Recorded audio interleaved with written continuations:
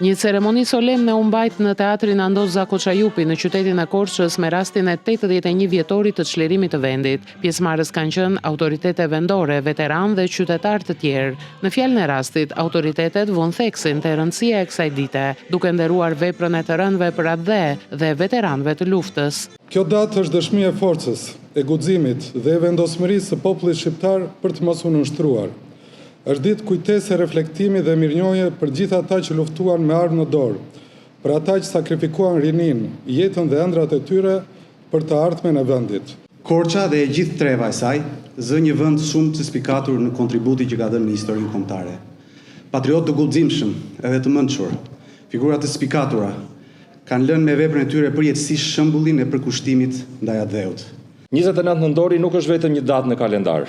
Është një kujtesë e gjallë për shpirtin e një populli që në çastet më të errta zgjodhi që të qëndrojë i bashkuar, i fortë dhe i palëkundur.